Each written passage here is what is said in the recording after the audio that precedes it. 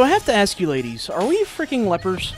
I have to ask because it just seems like, despite me planning these podcasts a week, a month ahead of time, they just don't show up.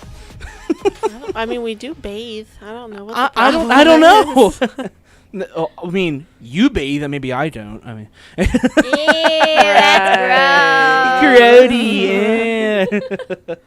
What? I take my weekly shower. Come on.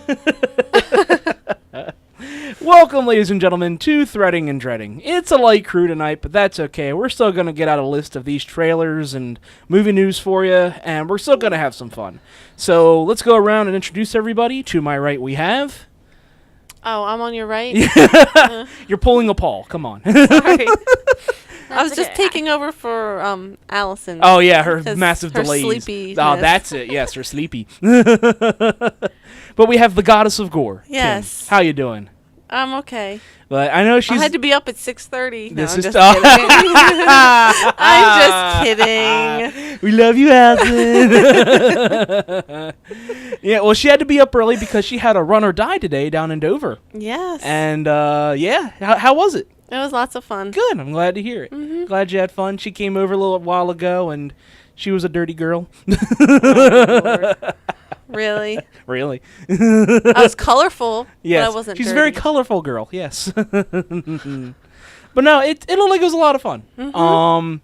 And as you know, I went with you last year, but Right. Kim calls me a hypochondriac, but I had a little allergic reaction to the dye. That's what we actually made fun of you. Oh, I'm sure you did. Because on the packets it said, like, you know, safe for your skin or something. And then I said, unless you're Michael. Yep. Unless you're a hypochondriac like Michael. And across from the goddess of gore we have... The fangirl extraordinaire. How you doing, ma'am? I'm doing good. Good, glad to hear it. Uh-huh. I stopped by to pick her up earlier, and there was a happy little bell outside waiting for me. Yeah, And she went was nuts. Very excited.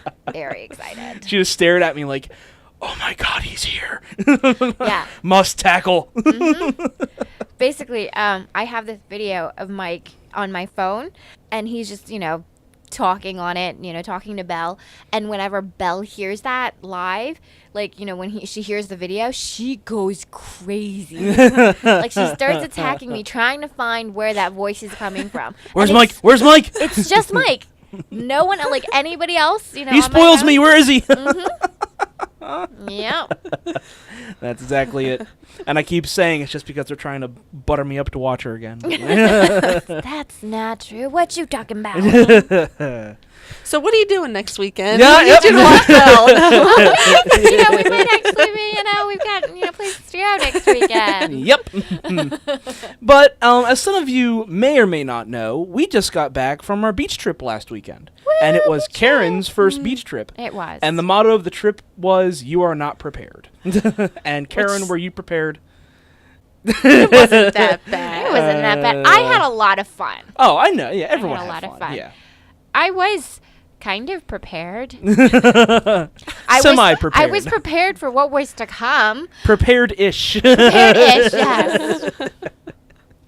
We had fun. It wasn't as bad as previous years. We didn't really do much of our usual fare of games or anything, but we still had fun. We still had a great time. Got to the beach 2 days. Fantastic weather. Yeah. Holy crap. We couldn't have asked for better weather. But we had fun. Yeah. And not much drama this year. That was the fun part. Yeah. For almost like 2 or 3 years in a row, there's always been some sort of drama on the trip. And this is the first time I was just like, yeah, let's just relax. Let's just be calm. I mean, calm, I don't think was the right word for it. Well, no, I wouldn't say know. calm, but it was relaxing. Yeah, It was it was relaxing. fun, And yeah, Robin was saying how this was one of the beach trips, or Will, I can't remember who was saying it, but it was one of them where people were laughing like consistently, throughout the nights. Yep, that's right. There have been nights where some people will get to bed at 3 or 4 and then get up 2 hours later. Yeah. It's like, how are people running on 2 hours sleep each day? That's what I did. It astounds me. How can you physically do that? If I don't get at least like 4 hours sleep, I'm dead to the world. I can't function. Well, I usually need a lot of sleep, but then when I only have that much, I can run on the adrenaline or something. That's probably what it is. Yeah, your body's just running on fumes. Yeah. But no, we had a lot of fun. Got to the beach a couple days. Drank way too much, at least for one night. Yep. It's how it always works. Thursday night is the night you get all your drinking out of the way. Then for the rest of the weekend, you're like, nope, we're done. Not anymore. Nope, no more. I laugh so much my sides hurt. I remember. I laugh so much I get a headache. That's what happens with me. My head starts to hurt really bad whenever I start laughing too much. It's just the whole back of my head. Even for yourself, you laugh too loud. What do you Is that what it is? Yeah. Usually your laugh will give other people. Aren't you funny? You're 5. Yay. Where's Paul when we need him to sidetrack us? Oh yeah, we can't digress that much this week because Paul isn't here. Yeah. Where he is, it was an undisclosed party or something. I don't know that we weren't invited to, but whatever. We're not the cool kids. We're not allowed to go out with Paul. Yeah, we don't sound bitter at all. No. No. Hey, Paul, bus, meet it. But no, we're still going to have a little bit of movie news here, a few trailers, and a lot of feature presentations to end the podcast. But, there actually is one thing we can bring up that I didn't list on our movie news, but thoughts on Marvel turning Thor into a woman. Anything? Woo? I don't mind it. Oh, I don't mind it either. I mean, there's been reactions both ways online, and a lot from one side, a lot from the other. Now, the typical reaction from the comic book fan is says, "We don't like change, meh," which is just stupid. Marvel can do whatever they want with their characters. Obviously now, Captain America is now Sam Wilson, who was the Falcon, and now he's now Captain America because Steve Rogers lost his powers. Which, as his powers, he lost basically his youth. He no longer has the super serum in him, so he now ages, and he is no longer ultra intelligence and ultra strong. Okay. So, go ahead. Did you see someone posted it online? It was like in real news stories, there'll be some terrible story that people ignore, and then someone will post something and be like, "Oh, this happened," and they do the same thing with that. Yeah. He gave his life for whatever. It was Steve Rogers. Yes. Yeah, and they're it's and something about who gives a shit if Thor's a girl or something. Right. It was basically Steve Rogers gave up his immortality and his super strength and super intelligence for America. Right. So go ahead and keep talking about how Thor is a woman. Yeah. I just thought it was funny. Yeah. I remember reading that. Truth. I remember reading that and was really angry at it, actually. Why would you be angry Well, at no, it? not angry at it, but it was just kind of it's one of those jokes where it's like, yes, I get it, haha, it's funny, ha ha ha ha ha. And then on the flip side, it's like, yes, we are talking about the fact that Thor has become a woman, but look at the range of female superheroes that are out there right now. Right. And it's limited, and that, this is actually a huge step, It is, but that was something I was just about to dive into. Now, like I said, there's the one side of this argument which says, no change, you can't change any of the Marvel characters, they have to be the same forever for all time. Fuck those people. It's Marvel, they can do whatever the hell they want. Now, those people are worried that suddenly Thor is going to be a woman in the films. That's not going to happen, okay? Because Chris Hemsworth. Well, yeah, well, not only that, but the films are their own canon. I'm sorry. The films are their own canon. It's their own universe. They don't tie into the comics at all. It's basically, if you were to make comics off of the films, it would be its own story. Okay. So you don't have to change anything in the movies because this one comic decided to do something different. It's fine. It's a different universe. Do whatever the hell you want. Now there's the flip side of this, which has been, if you don't mind me saying, the feminist view of it. Most of them have been in full...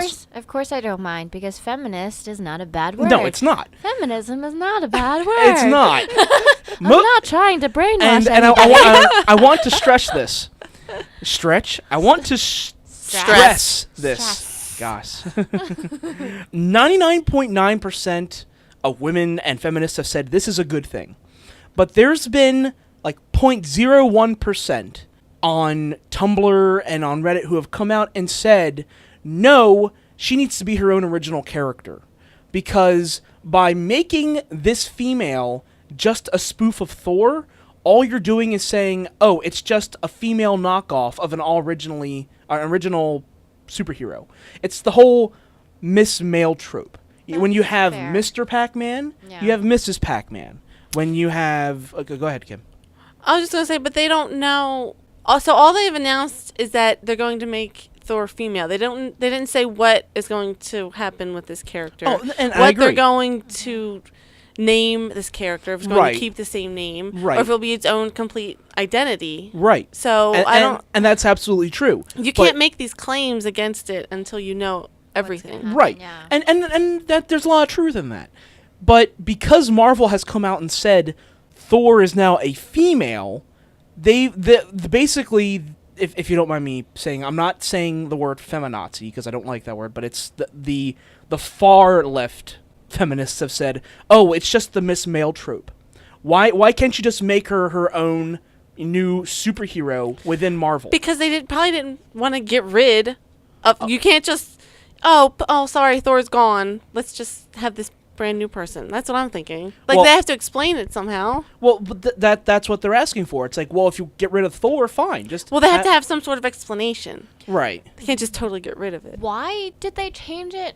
Like, why did it just happen? Well, like, here's what happens. Paul and I have talked about this before. Sometimes Thor will die, and he'll go to hell, and he has to fight his way out of hell to become Thor again. This has happened actually a couple times in the comics. It's either because Jane went to hell and he has to try and rescue her and bring her back, or because he just likes going to hell and beating the shit out of demons, whatever it may be. But he fights his way back and he becomes Thor again. It's happened several times. There's actually been several different Thors in the past, Okay. but they've all been men. and have they all been different characters? Like, Yes. oh, okay. Because if you remember in the first film, Odin says, whoever wields this hammer, if he be worthy, let him possess the power of Thor. Right. Thor doesn't always take his hammer to the underworld. So the hammer is left. If someone grabs the hammer, if they are worthy, they will possess the power of Thor. Which is what happens, apparently, with this woman. She is worthy, she grabs the hammer, she becomes a new Thor. And I like that. That's intriguing. Yeah. But again, it creates the whole trope of Miss Male. And they're saying, why can't you just have her be her own original, kind of like Sif? Have her be a new god Right. within Asgard. Right. And I'm okay with that, but it's like, why? This is why we can't have nice things, you know? Yeah. It's like, why do you have to argue against A good thing. a good thing? I Yeah. feel like, obviously the whole people who are arguing no change, think of no change, or I'm You're I'm good. I'm good. You're good.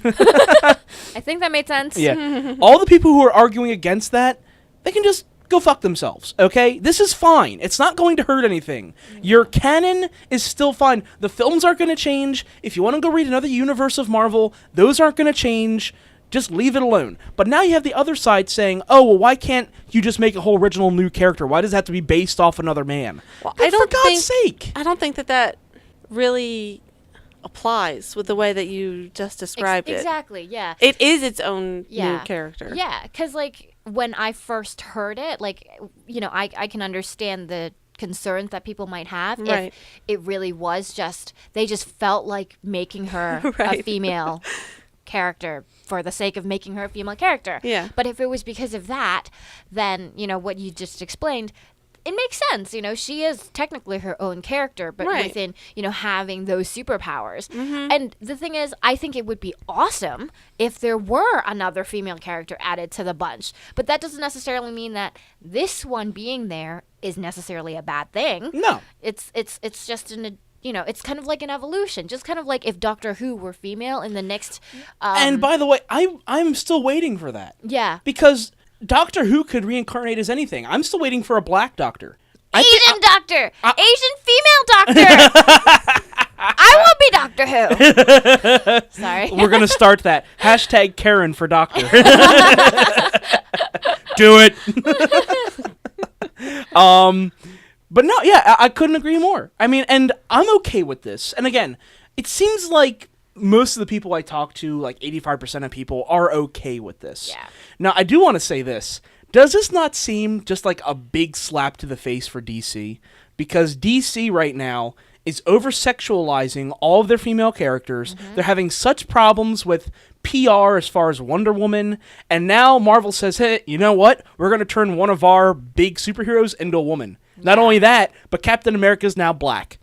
Yeah. Fuck you! Like, I think it's good. It's moving towards something good. Like, Yeah. even if even if it is the what is it? What's the trope that you mentioned? The Miss Mail. Miss Mail trope.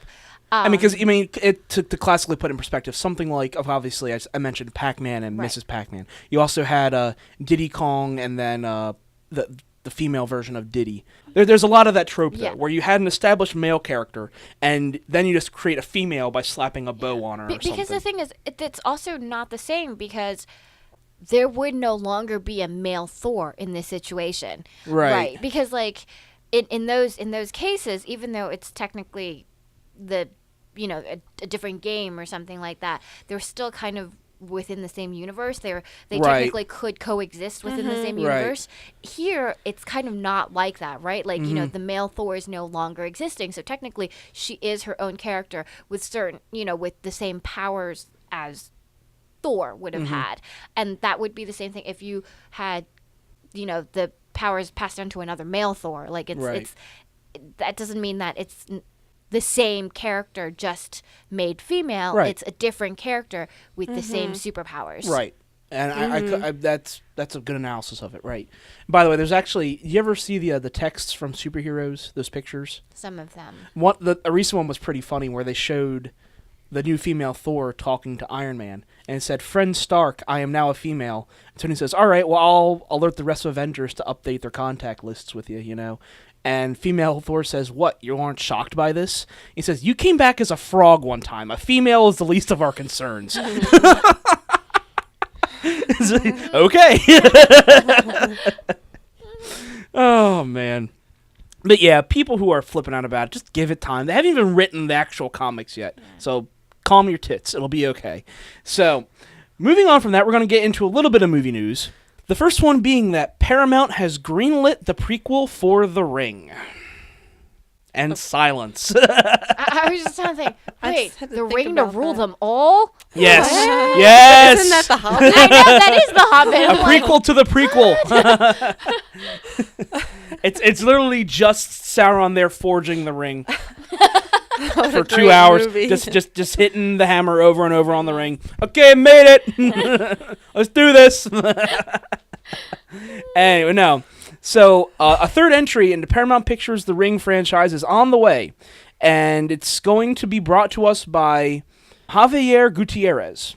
The original one by Gore Verbinski, which is of course a remake of Ringu from Japan, was very successful. I really liked the first Ring. Yes. But didn't the first one also explain the origins of... It did. It explained everything, basically. Right. So all they're going to do now is show what they explained in the first movie. That's pretty silly. It's really silly. It makes no damn sense. Unless you're going to tell the story of all the people who died before the first one, Right. But that would still be silly, Yeah. But anyway, I actually didn't know this. A little bit of trivia for you on this. I had no idea. The director of the original Ring, which was Ringu, was Hideo Nakata, who directed it back in 98. He directed the sequel in America for Ring 2. Huh. And Ring 2 was actually really bad.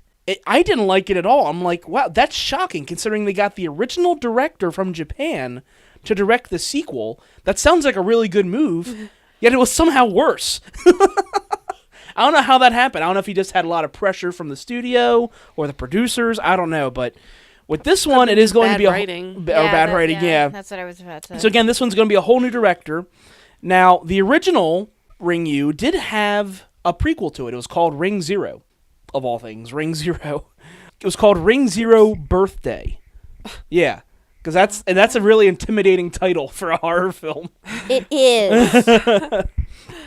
I don't know how I feel about this. Again, I really, really enjoyed the first Ring. I still consider it one of the best PG-13 horror films of all time. Oh, it was PG-13. Yeah, people forget that. It was a PG-13 film. Mm-hmm. And one of the first horror films of that rating that scared the hell out of me. I mean, and there are a few films of that rating or below that scare me. The only others would be like Poltergeist, and I can't think of any more off the top of my head.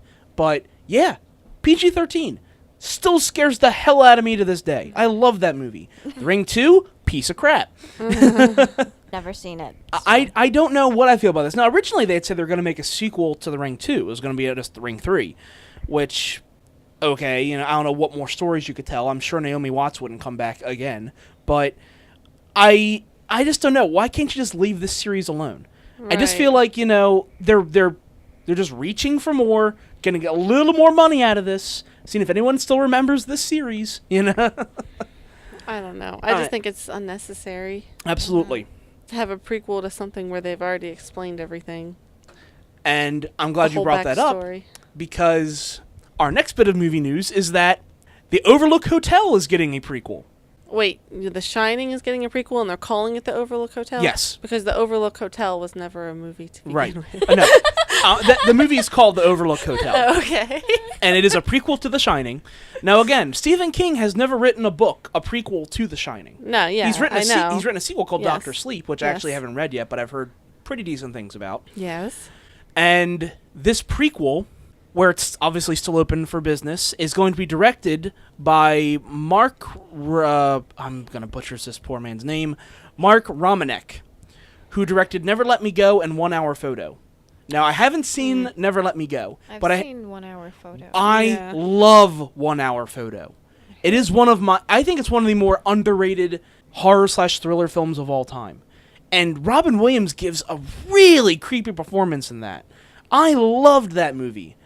And if you watch it, you go back to it, you kind of get a Shining vibe to it. Because of the way the art style is and the coloring, it's kind of Kubrick-esque. And I know people are going to hate me for saying that, it's Nolan-esque or it's Kubrick-esque. I hate people who say that, but it is. Okay. And I really liked 1 Hour Photo, so I think they've done a really good job of picking up a director for this. Now, that being said, why are you doing this? Right. I mean, are they going to tell the story of Grady? You know, the guy who took care of the hotel before the Torrances? You already know his story. Right. He went to the hotel, he killed his wife and butchered his twin daughters, and then killed himself. Uh-huh. That's it. We know the story. So what other story? Maybe they'll explain the dog man blowing the other guy in the room. What? Oh, Karen's face. Have you ever seen The Shining? No. Oh. There is a scene in The Shining when Wendy, who is the mom. who's the mom. I forget the actress's name. Oh, Shelley Duvall. Yeah. When Shelley Duvall is running around the Overlook Hotel, and everything's starting to go to shit, she walks. It's getting like, the ghosts are coming out of like she can see them more. Yeah. Oh, okay. Here or there, it's just different things in each corner. She goes up this stairway and she looks into a room that happens to be open. And inside there's a man dressed like a dog who's giving a blowjob to a man in a suit. Okay. Out of butt fucking nowhere. I'm and sure you're it like, made sense to Kubrick, but yeah, and you're just I like, don't get it. What the hell? And of course, and her reaction is the same to the audience, like, what the fuck? And then she just turns and runs the other direction. I know. Now, everything else up to that point, you mean ghosts are ghosts. Like, you see a guy, his like head is split down the middle and he's like Right. blooded, and then there's a bunch of skeletons. Okay, those are ghosts. What the hell is this thing? Like, It was what? just so bizarre. It is extremely bizarre. And like, I almost feel like Kubrick just like inceptioned us somehow and planted something in our minds with that scene. But yeah, that's what the Overlook Hotel is going to be about. It's the story of the man dressed like a dog blowing that man in that room. I've been wondering about that for I don't know how long. I'd watch that. Like that I want to see that story. I stay up at night wondering why that was in there. That's like saying you're going to do a prequel to Pulp Fiction. You're going to tell the story of the Gimp. Oh, God. You never seen Pulp Fiction? Okay, don't kill her, internet. Yeah, I've I only haven't just seen- recently seen it. Oh, so. okay. Yeah, I've never seen. And one it. part of the film, there's a character who you never find out who it is, but he's just dressed up in like full bondage attire, all black with like a zipper mouth, and they call him the Gimp.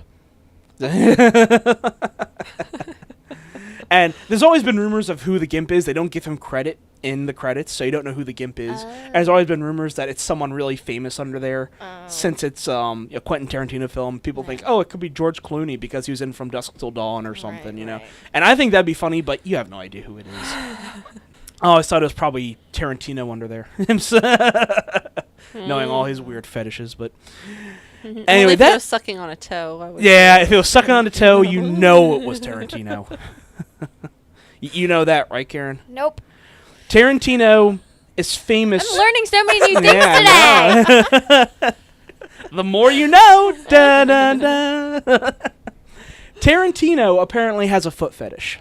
Oh, okay. And, I mean, he's never come out and said that. But if you look at all his films, feet play a predominant role in his films. There's always at least 2 or 3 shots of feet.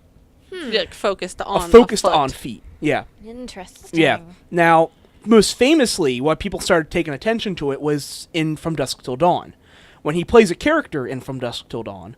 And in one scene, Salma Hayek comes in doing like this kind of striptease dance Right. and pours liquor down her leg and off of her toes and into Quentin Tarantino's mouth. Okay. And at that point, people were saying, what is this? And I remember you notice it in like Kill Bill and Kill Bill Volume 2 when there's a lot of focus on feet. Haven't finished Kill Bill Volume 2. That's okay. Okay. But I saw the first one though. I did that. yeah, and you know how there's shots of Uma Thurman's feet a lot? Yeah. Yeah, that's why. He does this for some reason. And it's almost at the point now where you see one of his films just pointed out, like you'll be sitting there in Django Unchained, foot shot. Did he say Django Unchained? He did. Okay, just making sure. What did I say? He said Django Unchanged. Unchanged. With a G. He didn't get his change. That's what it was. The whole movie was about him not getting his 4 quarters from the dollar. That's what it was about. And him getting revenge for it. I would have gone with he just never changed. Yeah, his But- character never changed. Or you could go that way. Because that makes no sense. Fuck you! Make out the movie if I want! Oh my! I didn't know that was a term. Oh, I didn't. You didn't give me the right change back. I've been unchanged. Oh my goodness. Yeah, laugh it up. They gotta get the rips in because Paul's in here. Mm-hmm. But we're gonna get into our first trailer for the night, which is Karen's having a heart attack. We gotta let her finish. Okay, I'm good. I'm sorry, I'm good. We're good. Okay. Gonna get into our first trailer for the night, Okay. which is Big Hero 6. All right, let me get this straight. A man in a kabuki mask attacked you with an army of miniature flying robots. Microbots, Baymax, tell him. Yes, officer. Microbots? Yeah, he was controlling them telepathically with a neurocranial transmitter. Come on! I am not fast. Yeah, no kidding! Go, go, go, go! This, I'm really looking forward to. Me too. I gotta say, not only because it's from the same studio, well, it's Disney, but it's the same animation studio as Wreck-It Ralph and Frozen, as well as Tangled. And they've been doing nothing but great work recently. And I have to say this, right now, again, we're in the midst of a Disney renaissance. It's the second renaissance. It started with, you could say, Wreck-It Ralph, or Tangled if you want to, continued with Frozen, and we're now moving on to the next phase. So this would be like Lion King or Pocahontas territory that we're now in. Because I thought think Frozen Frozen would was be Lion Lion King. King. Frozen would be the Lion King? Yes, Yeah. how big it was. Yeah. Okay, fair I enough. mean, Lion King was huge. So this is now their potential Pocahontas, which means that there's a lot of hype going into it, but it lets down a lot of the fans. Aw. I know. I know. That was just a bummer. I know. Well, a lot of people consider Pocahontas the downfall of the first Disney Renaissance. When did Mulan come in after Pocahontas? Mulan was after Yeah, either that was after Pocahontas. Okay. it was, well, let's see, there was Pocahontas, Hunchback of Notre Dame, and then Hercules, and then Mulan. Okay. So yeah. Well, no, because Aladdin was in there. Well, somewhere, too. Aladdin was before Lion King. Was it? Yeah, it was Little Mermaid, Beauty and the Beast, Aladdin, and then Lion King. I think Okay. Yeah. that makes sense. And then in between there, you had Rescuers, Go Down Under, Yeah. which is still one of my favorite Disney films. I don't know how it doesn't get more recognition. Okay. I know, I've ranted about that before, but Let's go anyway. back to this So, movie. Big Hero 6. This is the first joint venture between Disney and Marvel. Because Big Hero 6, I don't know a whole lot about the comics, but it is a Marvel property. Oh. And it's the first time Disney has said to Marvel, hey, we'd like to make a movie off this. Now, I don't think there's been any Big Hero 6 comics for a long time. I could be wrong. I wish Paul was here to correct me or not, but I don't think there hasn't been a Big Hero 6 comic since, like, the late 90s. Because it just wasn't that popular of a series. But Disney thought that there was a lot of potential in it, so they went to Marvel and said, hey, we're going to make this. And Marvel's like, well, you own us, so we really can't do anything Right. about it. Right. But obviously Marvel's going to contribute something to this. And I'm excited for it. Now, a little bit about this, and this has been circulating in some circles. This is going to be the first multiracial character by Disney. This little boy. He is half white, half Asian. Awesome. Yeah, his mother is white, and you haven't seen his father, but apparently his father is Asian. You don't know what, but his father's Asian. So he's the first multiracial character. I'm like, cool. I mean, you don't have to talk a whole lot about it, but I think that's positive. And the story... I think just the representation in of itself, like, I don't think it needs to be. Because the thing is, the interesting thing about the kind of Asian American identity or any kind of American identity is the fact that it's American, right? Right. And so having a biracial and multiracial kind of representation Right. that also represents the idea of American is awesome. Like, Right. you know, And on top of that, did you notice the name of the city that they were in? San Yes. Francisco, but It's with like, San Francisco. Yeah. Oh, San Francisco, okay. Yeah, so it's just like the kid. It's a blending of cultures, you know. Right. So it's obviously some future city where Chinatown has kind of moved in to San Francisco. I'm guessing. Well, that wouldn't make sense. Well, I know because- it's not Tokyo. I know. Yeah, but- okay, just making sure I'm just that. saying- Like, No, I'm just saying in San Francisco, Chinatown is really big. Yes, But I'm just saying if anything's going to expand in San Francisco, it's going to be Chinatown but that would have nothing to do with the Tokyo. Okay. ego I part. know, but whatever. Anyway. So, the story, if I can recall, of Big Hero 6, I could be really wrong on this, but the story of Big Hero 6 is these 6 kids who all are pretty much geniuses. They're basically all young Tony Starks. And they all build suits for themselves, and this one boy, I forget the kid's name, I think is the young boy who we see in the trailer, builds a suit for his robot. And so you have 6 kids and this robot going out and fighting crime. And the suits they wear all are in conjunction with basically what their specialty is, whether it be aeronautics or submariner or Things that they are good at. right. Well, Okay. just and none of them are martial arts experts or anything, but they're all. One of them might have a specialty in chemistry. One of them might have a specialty in biology. And Right. all of their suits complement their specialty. That's cool. And the main kid is just kind of a more generic super suit, and then his robot is always with him. So And the robot's name is Baymax. Baymax, which sounds like funnily like Betamax, which I think I don't know if that's what the tie-in is, because do you know what Betamax is? No.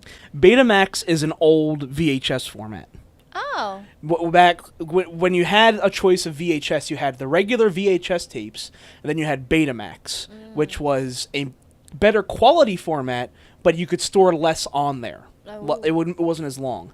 And Betamax, they lost the VHS wars, and then everyone just had regular VHS tapes. Oh, okay. So I'm wondering if that's a kind of a knock on saying, oh, maybe this is an old defunct robot that no one uses anymore, and that's why this kid has one.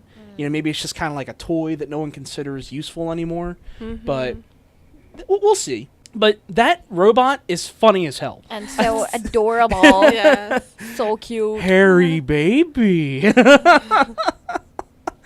So he's a big, inflatable, fluffy robot who apparently can take a lot of damage but can't deal too much. And again, he deflates when he loses power and can't walk up steps and acts like a drunkard. It's adorable. So adorable. Yeah, it's like if you made Wally white and fluffy and drunk, then that's what Baymax would be. But I think it has a lot of potential. This film, I'm really looking forward to it.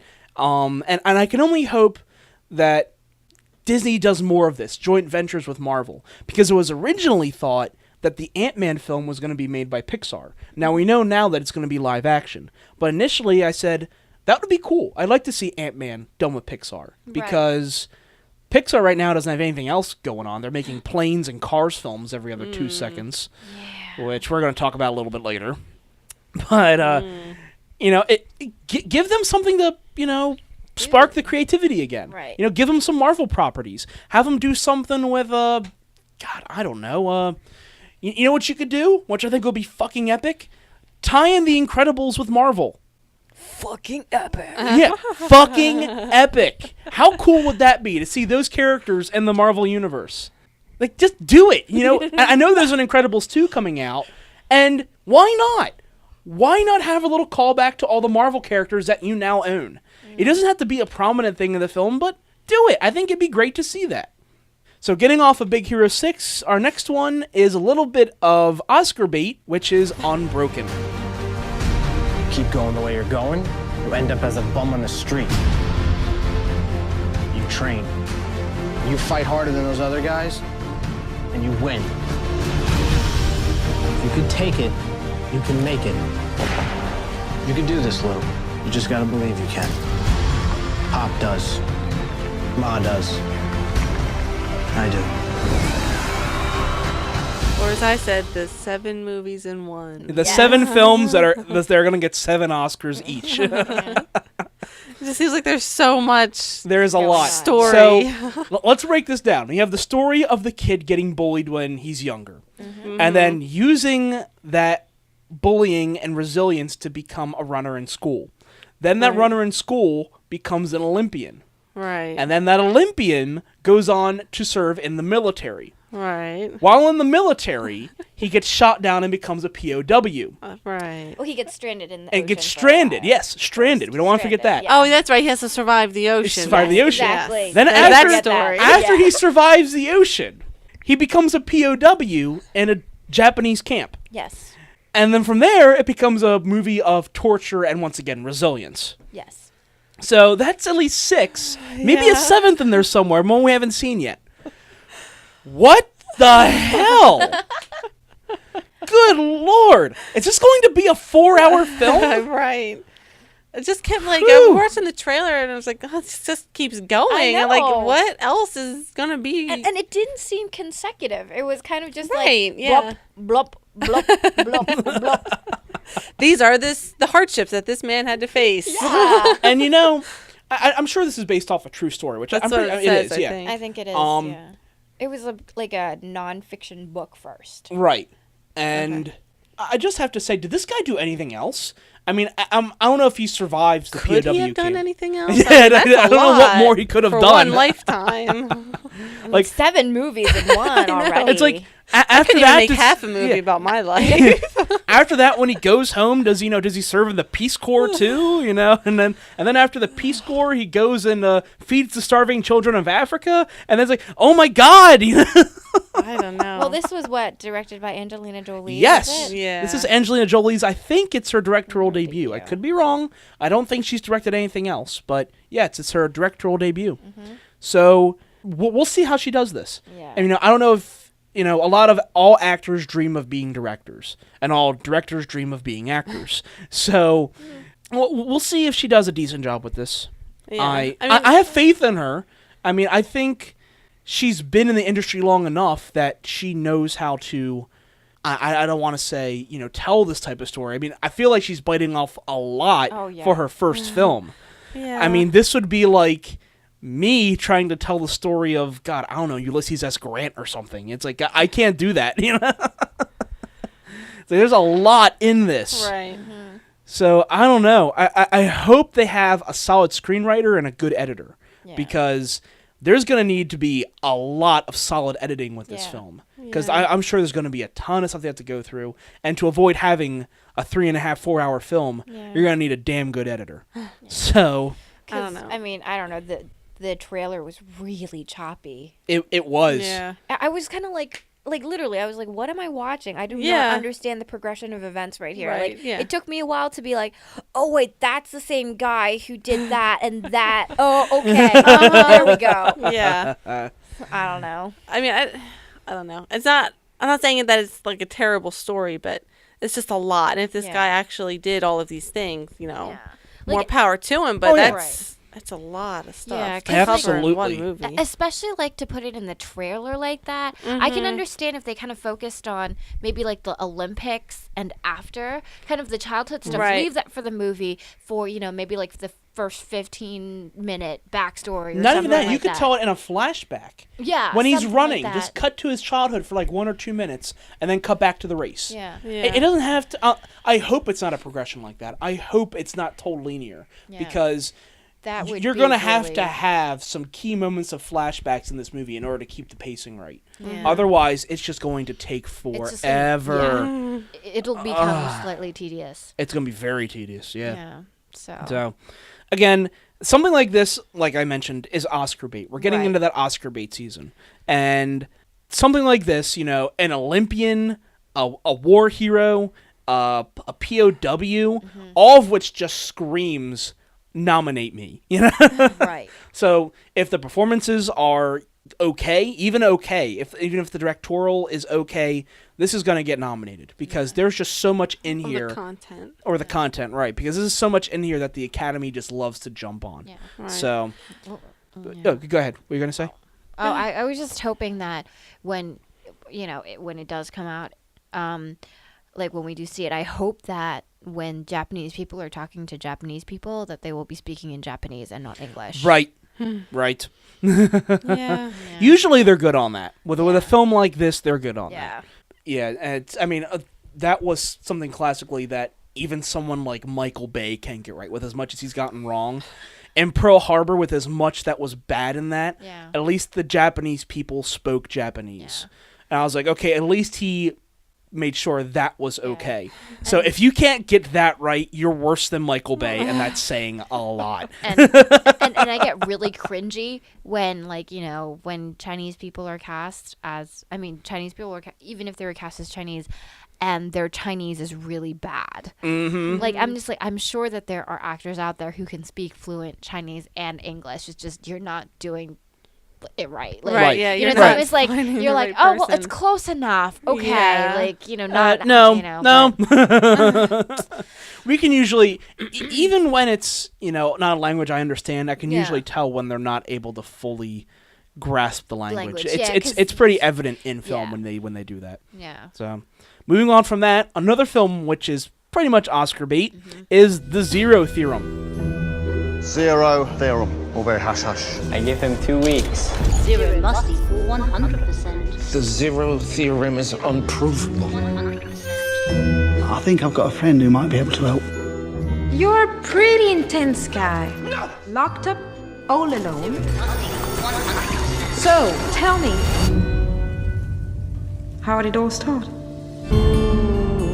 I can tell you right now, nothing in this trailer really tells you what the hell's going on in this movie. I was so confused. That is to be expected, because two things.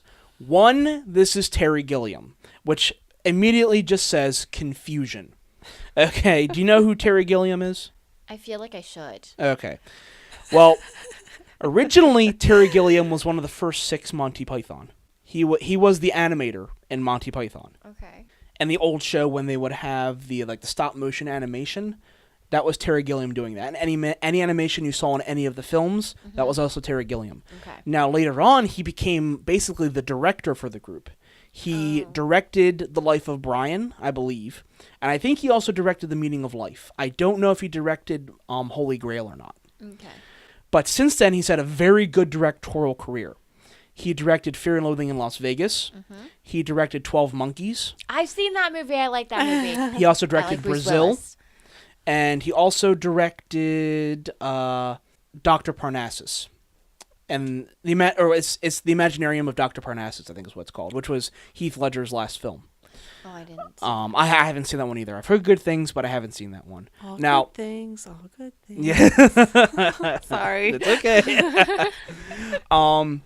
I love Terry Gilliam as a director. I think he has a fantastic visual sense. Brazil and Fear and Loathing in Las Vegas are two of my favorite films of all time. I didn't get in so much to 12 Monkeys. I never saw 12 Monkeys. Well, I won't ruin anything for you. I just wasn't too big of a fan of Right. it. Everything else he's done, I've thoroughly enjoyed. Yeah. But again, you have to admit most of his films can be quite confusing. Yeah. Were you confused with 12 Monkeys when you first saw it? No. No? Not No. really. I mean, I got it. I mean, obviously, I got it at the end when everything was.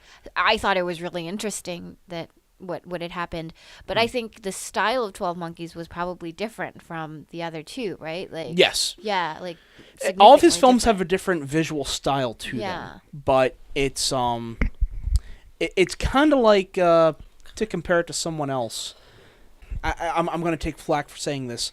Are almost Burton-esque, not in the sense that they are all visually the same, all using the same cues and coloring, but all in the sense of how they are kind of surreal.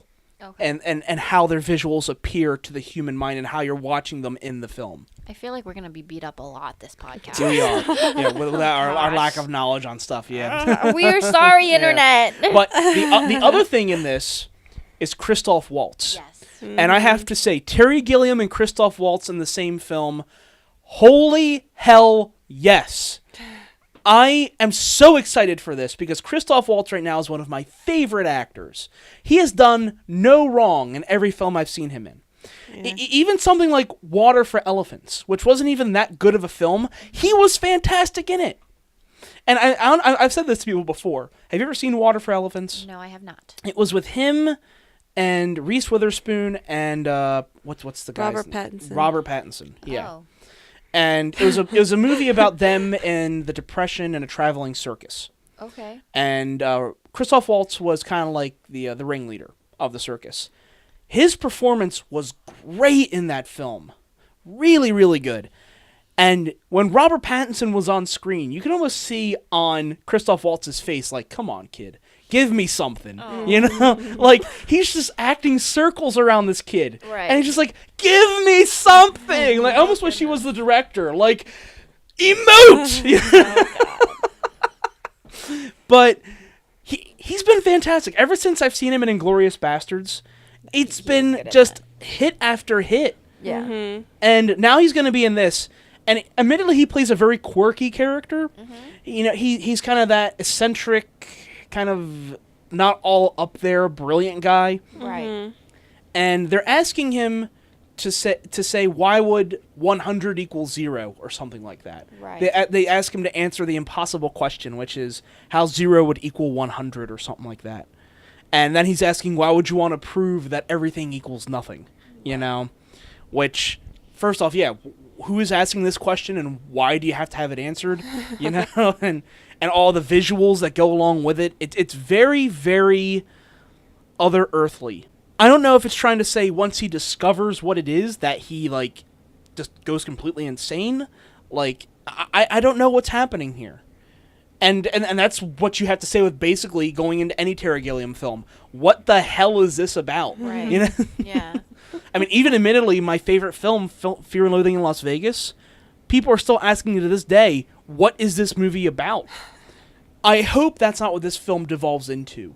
Where I don't expect it to be everything to be spelled out for the audience, but I hope there's enough there that we can infer, okay, we understood what you were trying to get across. Right. You know? Because a lot of this trailer just looks like nonsense at points. You know, like, So what is this? Well, it seems like I've heard about Brazil. I've never seen it. If it's the movie that I'm thinking of, but like it seems like in at least some of his movies, where he likes to just put in scenes that will have like a lot of symbolism in them. They don't necessarily make sense when you see it, but it's more of the meaning behind it. Right. There's a famous scene like that in Fear and Loathing in Las Vegas when Hunter S. Thompson is sitting in a bar in Las Vegas and he turns around and every single person has turned into a reptile. And they're all bleeding and they're all humping each other. Okay. And he's giving a voiceover. It's like, I was in the middle of a fucking reptile zoo and someone was giving booze to these animals. And it's like, what the fuck? Now, again, he was just putting to visuals what Hunter S. Thompson had written in his book. But again, you're like, what the fuck is this?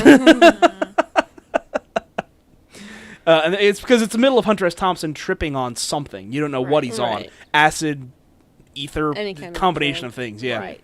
Well, anyway. So, I'm as weird as this movie may be, I'm really, really looking forward to it. So, I don't know. I was gonna say I have no problem with things where they have bizarre scenes, like The Shining, which we were talking about earlier, or anything like that. Just I mean, as long as it's cohesive enough, right? Yeah. We're not saying we have a problem with surrealism. Surrealism is fine, just so long as it's not surrealism for the sake of surrealism, you know? Yeah. So, looking forward to it. Moving on from that is one last film, which is Oscar bait, which is Get On Up. You know, I really don't like this term Oscar bait. Why? I feel like it has negative connotations. Well, with it. it does in a sense. Because it's a film made solely for the fact of we're going to ride the Oscar train. But it's like you're just writing it off. Oh, it's Oscar bait. No, I'm too good to see something that's just strictly made to try to get an Oscar. I'm not saying that at all. I'm saying these films could in fact be very, very good. But what I'm also saying is sometimes a film is made solely for the fact of, it's a biopic, or it tells a story of the Olympian turned POW. Or maybe someone was just very moved by that story and wanted to make a movie about it. Not necessarily that they're like, oh, you know what? If I make a movie out of this, I'll win an Oscar. I don't know that that's what's going through everyone's mind when you term their movies Oscar bait. I'm a cynical asshole, so I assume that of everybody. Sorry. Maybe it's just... I mean, like, I see what both of you are saying. Mediator. I like it. Mediator. I see, you know, I kind of see both sides of it where, like, there are certain subject matter where it seems like, you know, you tell the story just so you get recognition in that way, kind of, you know. Yeah. And it's not necessarily about connecting. Like, is it about connecting with the audience or is it about connecting to the Academy, right? Yeah. Like, and I think there is subject matter like that, but at the same time, it's like we don't know what the producers or whatever, right, or, you know, the person who wrote the screenplay, like, what they were thinking. Like, they were, you know, as a creator, I mean, as you should know, Mike, like, as someone who writes screenplays and stuff like that, I try. you don't want to be seen as just that, like, you're basically calling them sellouts. Yeah. With that, right? Like, yes, yeah, exactly. And so while I think not necessarily. I mean, that's what it sounds like. Okay, it may sound like that, but let me give you a good example. Intention. Last year, we talked about 12 Years a Slave, and I know I called that Oscar bait, but I didn't say that inferring that they had bad intentions with this film. All I'm saying was, this film looks like it's going to win about 20 different Oscars.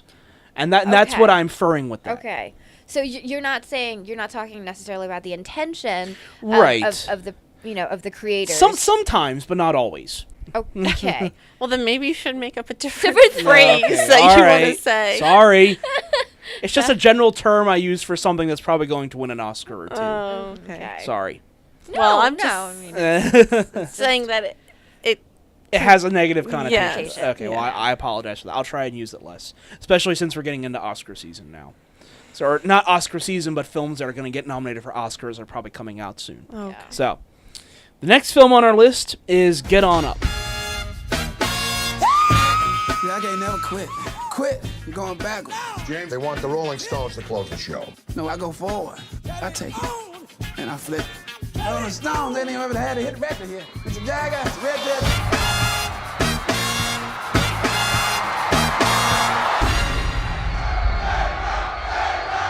Welcome to America. 1, 2, 3, 4. 1, 2, 3, 4. 1, 2, 3. few things about this. Karen had actually sent this one to me, and I added it late to the list, and I'm glad you did, because I think it only comes out in about a week or two. Yes. I can't say I'm the biggest fan of James Brown. Mm-hmm. I like some of his music, but I've just never been that big of a fan of his. No knock on his music. He's done some very good stuff. I'm just not that big a fan of funk or soul. Okay. Sorry. I just don't know enough. Yeah, I don't me know too. really anything about him Yeah. or anything like that. Well, here's a Yeah. film for you. We're gonna learn things. Yay! Learn things! Now, a couple things about this. The director of this is Tate Taylor, who recently directed The Help. And I'm like, okay, well, you've got a really good director attached, because The Help won how many awards? I mean, at least 2 or 3 Oscars, I think. I know it was nominated for Best Actress, Best Supporting Actress, Best Picture, Best Director, and a couple other things. I don't think he won for Best Director. I think something else won for Best Director. Yeah, I don't think The Help won Best No, Director. but I know it won at least a couple of Oscars. Right. Really solid film. And also attached to this is Chadwick Boseman. Now, do you know what he was recently in? No. 2 other biopics, The Express and 42. 42 being the biopic of Jackie Robinson. Oh. And he played Jackie Robinson. Wow. Yeah. Now, in The Express, which was about a former or an NFL player who won the Heisman, he didn't play that character. He played Floyd Little, who was another NFL player. Okay. So this guy right now is making a living off of playing people in biopics, if not the lead character or someone else. That's interesting. Yeah. Because that kind of speaks to his acting as well. It right? does. Like, It really does. The way that he can. You're thinking he's more of like a method actor with this? Right. Right. Yeah. Or yeah, like the way that he's able to kind of Embody. There you go. different personalities and characters. Right. Now, again, I didn't see 42. Yeah. I heard good things about it, but I didn't see it. Right. Mainly because growing up, I was a huge baseball fan. I thought I already knew everything I needed to know about Jackie Robinson. Okay. You would think that'd make me want to see the film more, but I didn't see it. I'm sorry. But I also didn't see The Express, just because, for me, I'm kind of getting tired of the sports biopic films, because there's a lot of them that they've had them for Babe Ruth, they have them for Jackie Robinson. But they're baseball, and this is football. No, I'm sorry. I'm just kidding. I mean, even something like the last film I saw that was like that was Remember the Titans. And Remember the Titans was good, but a lot of these films are just kind of falling into the same cliches. I'm talking about just sports films right now. Okay. Where it's starting off hard, and then it gets harder, and then they overcome the problem just to have another one come up, and then they all triumph over that final problem to win in the end. Woo! I know. I mean, you could say that's just the general progression of any film, right? But sports films really hold true to that, and it's almost, rinse and repeat with a lot of them. Now with this is more along the lines of something like Ray, or Walk the Line, which, by the way, I loved both those films. Okay. Joaquin Phoenix as Johnny Cash, who I would never think in a million years he could do a good Johnny Cash, was really good in Walk the Line. Jamie Foxx as Ray, also really good. Yeah. I loved Ray. I think one of the more underrated films of that year. So I hope this gets along the same lines of those two, and I think it has the potential to be that. Yeah. I mean, James Brown was, of course, a real force in R&B and in soul and funk for a long, long time. Right. He had a pretty bad falling out later in his career, but unlike someone like Ray Charles, I don't know if you could ever say that he actually came back from that. I mean, he had kind of a resurgence for a bit, but then fell right back into his... I don't know what he did, if he got into drugs or alcohol, but he fell back into it towards the end. Right. So I don't know what kind of story they're going to tell with this. Is it going to be more of in the positive light like Walk the Line or Ray, where they kind of triumph in the end? Or is it going to go more of the dark route of something like Notorious, where they told the story of Notorious B.I.G.? Oh. And with that, you basically had the entire film kind of painting a negative light about him up until the very end, when it showed a little bit of positive just before he died. This may do the same thing. Yeah. So we'll see. Well, we will see. But looks interesting. Regardless, I'm intrigued by it. Yeah. Very solid cast behind it. You had mentioned who is the gentleman's name from True Blood? I don't know his real name. But who's his name in the show is Lafayette. Lafayette, yeah. I'd only seen a couple episodes of the first season, but I liked him in True Blood. I thought he was funny. Yeah. Craig Robinson is in it. And who is... Who? He's the one who... is that the guy in Hot Tub Time Machine? Yes. Okay, yeah. Yeah. I always forget his name. He's the larger black guy. He plays like a saxophone in this. And he was in Hot Tub Time Machine and The Office. The Office, yeah. And I like him too. Yeah, me too. So, yeah, I think they got a good cast behind this. Was that Dan Aykroyd in there? Yes. Yeah. And again, really good actor. I'm glad to see Dan Aykroyd still getting more work, you know? So, yeah, I'm really hopeful for this. I hope it tells a very good story, and I'm intrigued as to what story they tell. Yeah. If it's going to be that kind of darker tone towards the end, or if it's the enlightening one towards the end. Or if it's going to be neutral and really is just... Right. It's going to be telling the story. Which, I mean, because, like, you know, some people's lives are interesting enough that they could do that, and it would still come out, you know, not boring. Mm-hmm. Yeah, exactly. Absolutely. Getting off of that from the films that were, potential Oscar nominees. We're getting into movies with Oscar potential. Movies with There Oscar you potential. Oscar bait. Kim's gonna kill me. It's okay. The internet's gonna kill us today. Yeah. It's gonna be a massacre. It's fine. We're good. What are those everywhere. pitchforks and torches outside? I know. Oh my gosh. Getting off of that is a couple films that I have very odd feelings about. First one being what? Odd feelings. Odd feelings. Very odd feelings. I know. How do you... First one being Ouija. You ever feel like even after someone you love has died, there's still a way you can talk to them? You want to talk to Debbie? Yeah.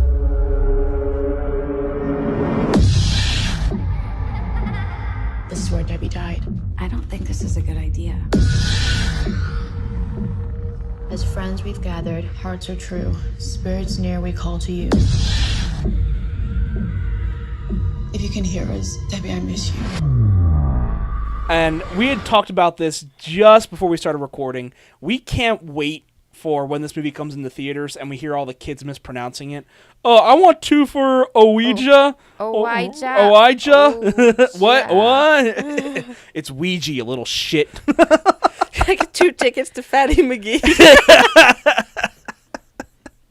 Sorry, you need to tell that story. I don't know this story. Because you worked at the box office at the movie theater, Mm-hmm. and you said this older couple came up, and the gentleman came to you and said, "Can we get 2 tickets to Fatty McGee?" And oh, yes! You mean Nanny McPhee? Yes!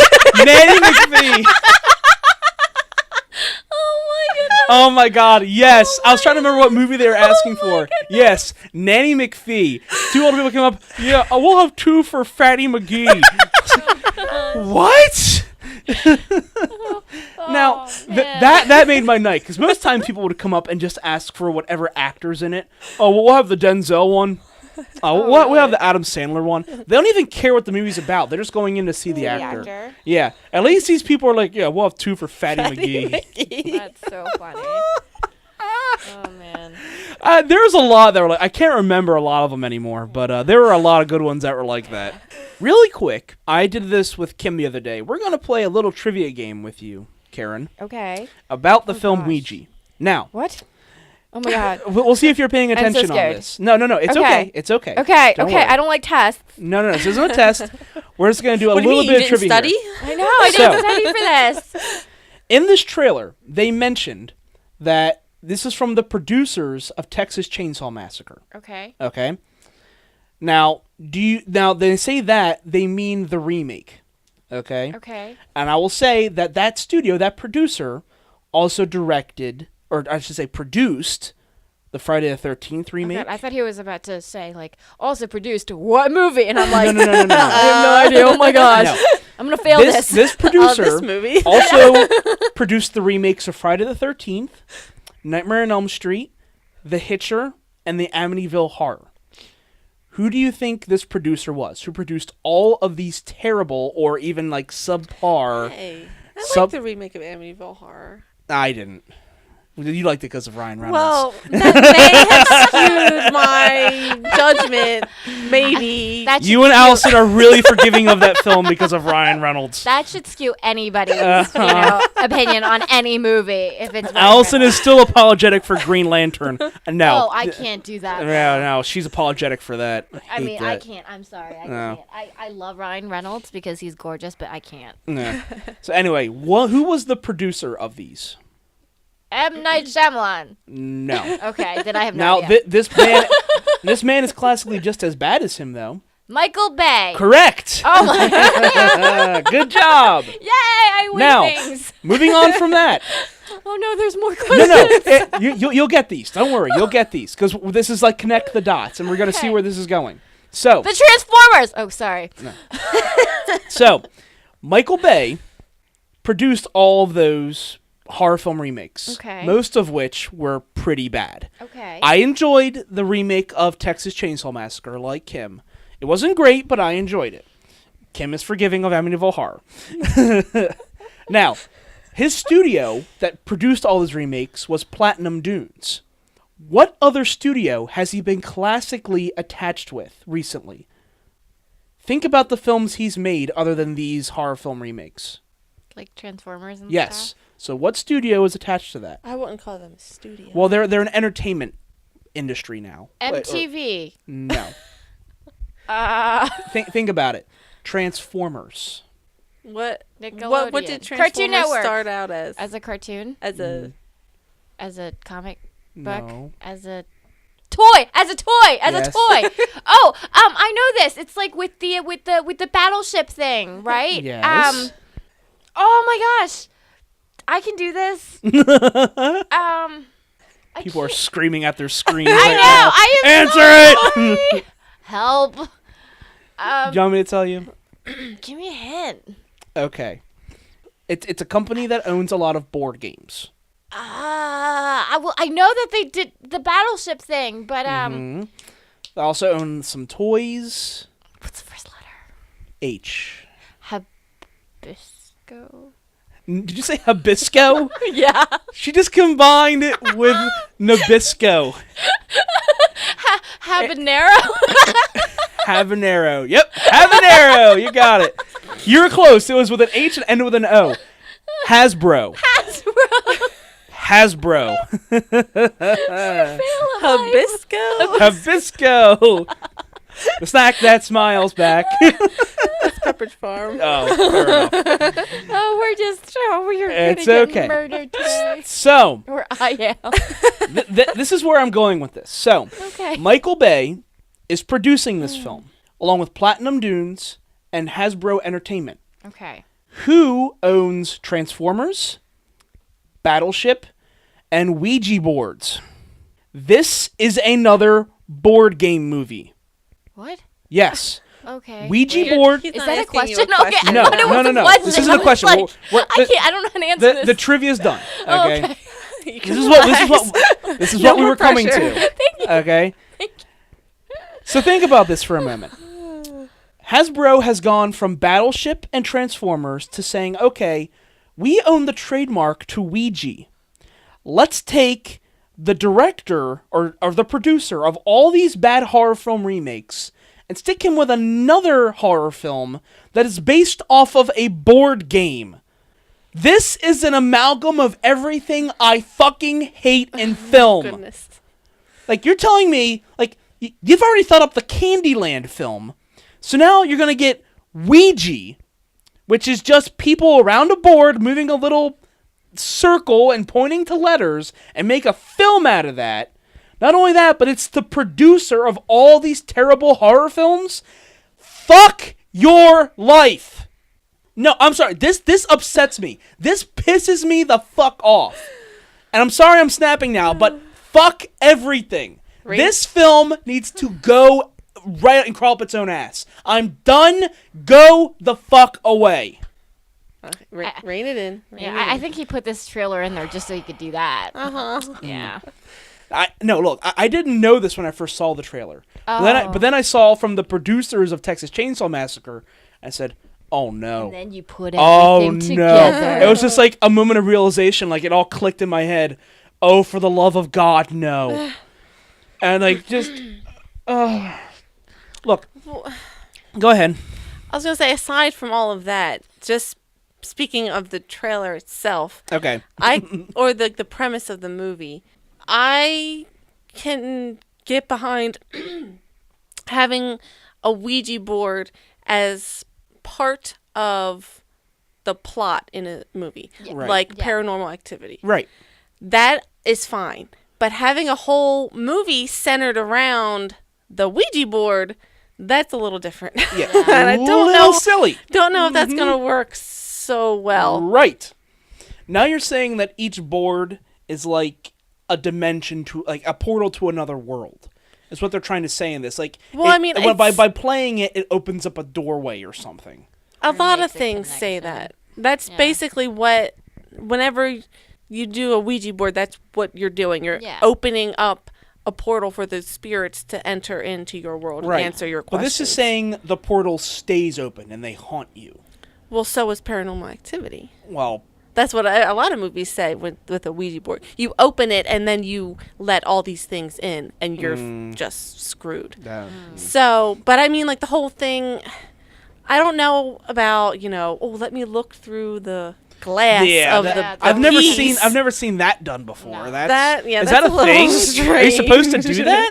No. That's just odd. I don't know. Like, I don't think they should have just based a whole movie around the board. Absolutely. The board game, the but Ouija again, board. how much do you bet that sales on these boards are going to skyrocket after this film? Probably But they not could that have much, just simply. But I mean, no one's this buying them movie's right now. Probably not going to do very well, but I mean, I don't know how. saying. I don't know how well sales of Battleship went up after that Did movie. it? I have no Didn't idea. that movie completely bombed? Oh, And Battleship was terrible. But the thing is, you couldn't even tell that it was based off of the board game. You couldn't. You absolutely couldn't. I mean, the board game is fun. Yeah. The movie was playing not. Battleship. Yeah. So I don't know. I think what we should do, we should make this would be I don't know if it would be a horror or thriller. I don't know what kind of genre this would be. We would put Mike in front of a television, and we would make him watch all these Michael Bay movies and all these different remakes, and then he would go batshit crazy, and then tear up the whole entire house. I think that in of itself should be a movie. There is a great. Well, it was just an audio clip they had on Spill, and it was because the guy Chris, who we know on the site, his name was Cyrus. He had disappeared for a while, and no one knew where he had gone. And they gave an explanation as to why. He had never seen Disaster Movie, and one day they put this audio on where they said they locked him in a room and played the movie for him. And so he's sitting there just watching the film, and you hear him just slowly devolving into madness. And at the end, it's just the audio cut out for some mysterious reason we don't know why. And then he just didn't come back for months. Now, he really had something else going on in his life. Right. But it was just this funny explanation they had as to why he had just randomly disappeared. Right. And it was brilliant. That's how bad that movie was. Anyway, getting into our final trailer for the night, which is Annabelle. Okay, close your eyes. I was waiting on this until the baby, but open your eyes. Oh my God, John! That's the one, right? You know how long I've been looking? I know. There, she fits right in. Kim and Karen's reactions to this. Well, I'm going to get into something else real quick. Kim was watching this trailer a little while ago, and in the middle of the trailer, there was one scene where it kind of got a little quiet, and Karen had pulled up something on her phone at the same time because Karen had already seen the trailer. And in the middle of the trailer, Karen goes, gasps, and Kim, oh my God, what? Kim just braces like it's the end of the world. Oh God, what? My heart started thumping in my chest and started racing. And I was oh my God, what's going on? Karen had the perfect timing. Oh my God, it was brilliant. Well done, Karen. And it was totally accidental. It was Robin sending me a picture of. I don't even care if it was accidental on purpose. It was brilliant. It was just. I was gasping because Robin was eating deep fried Oreos without I me. know. Robin is down at Delaware City Day right now, and they have a little fair going on, and they have deep fried Oreos. And Robin, if you're listening to this, screw you. We want deep fried Oreos. So sad. But anyway, If you don't have enough for the whole class, then no. right, exactly. We should go find them later. Where are our Oreos? Huh? I want Oreos. Oreos. So, Annabelle. This is the prequel to The Conjuring. Yes. Now, Kim and I saw The Conjuring. I don't think you did, Karen, right? I did not. Okay, that's okay. The Conjuring was...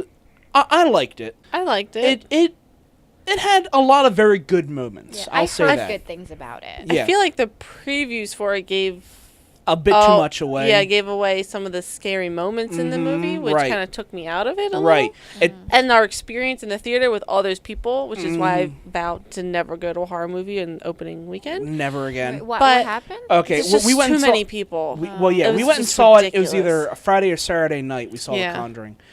Watching a horror film with an audience like that is so freaking annoying.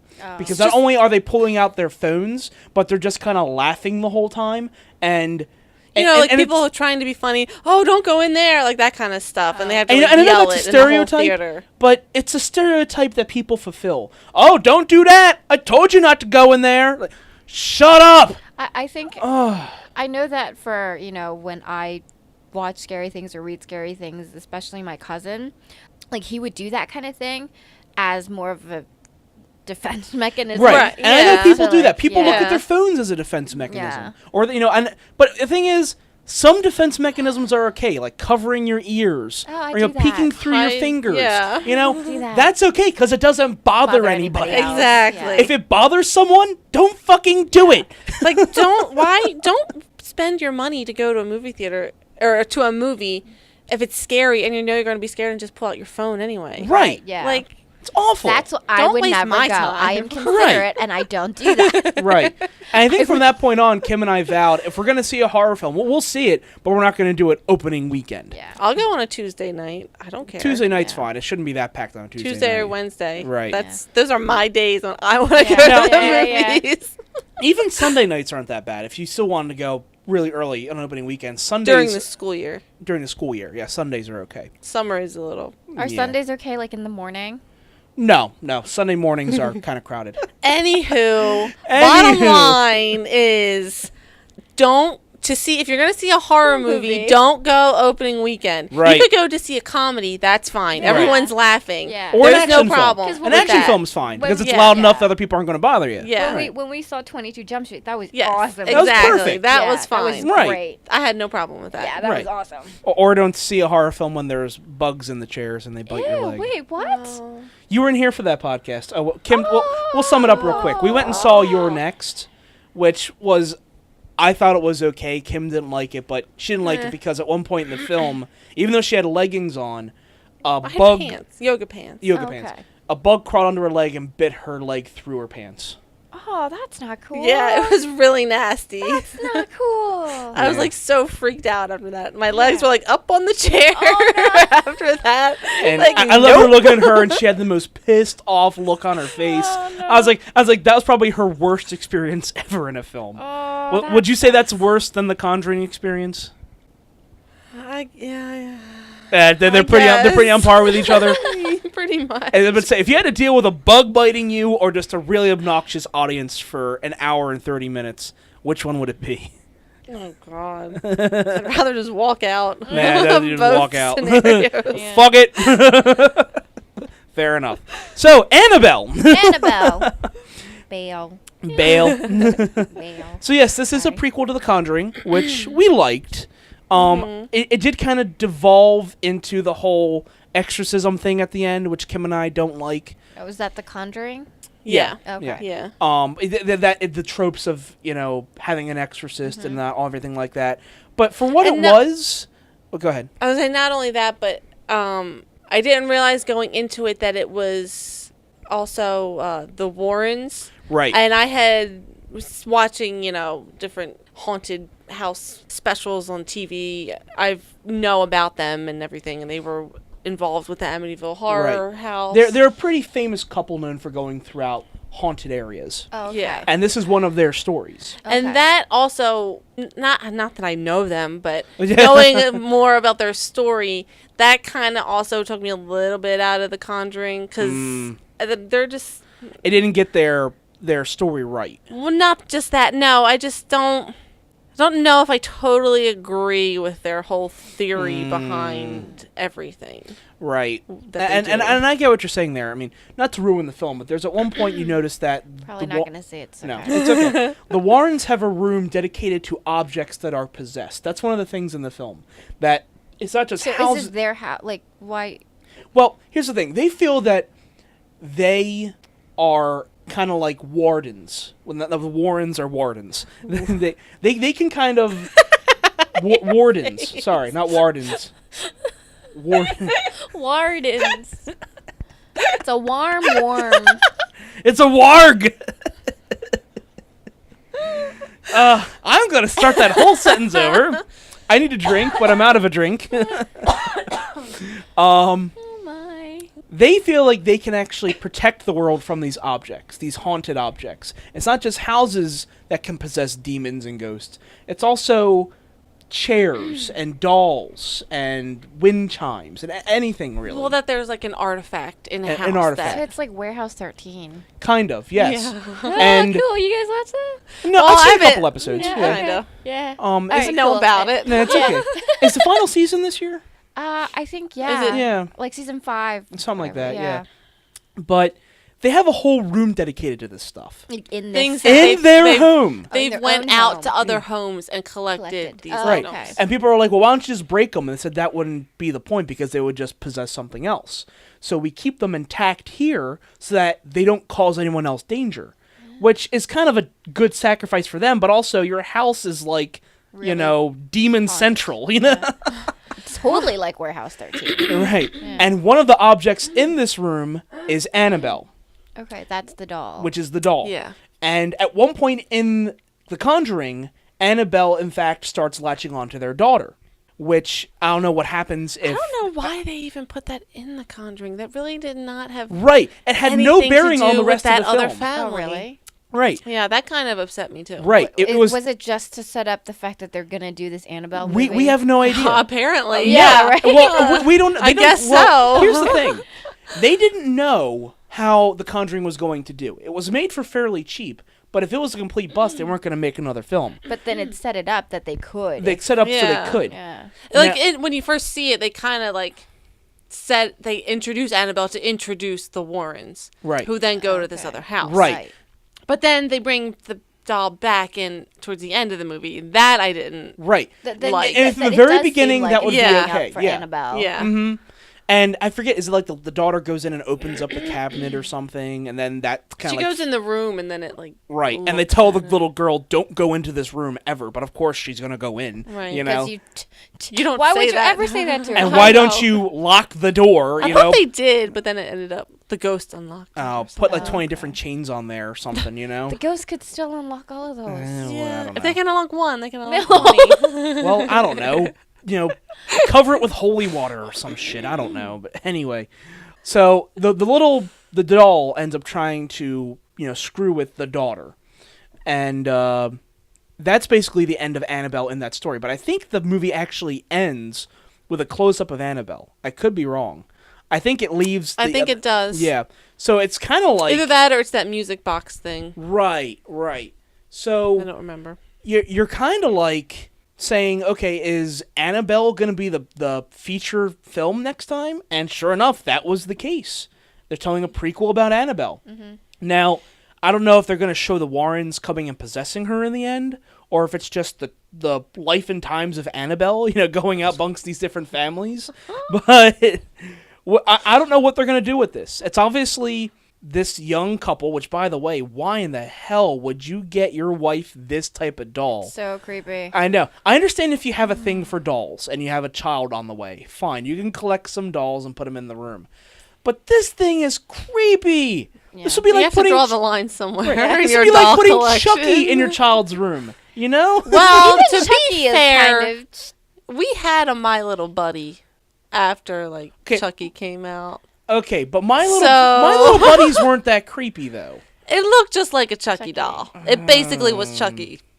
They couldn't use like the term "my little buddy" in the movie, but that's what Chucky was. Okay, fair enough. Or my buddy. I think it was my buddy and kid sister, not my little buddy. Oh, I remember kid sister. My sister had one of them. We had both.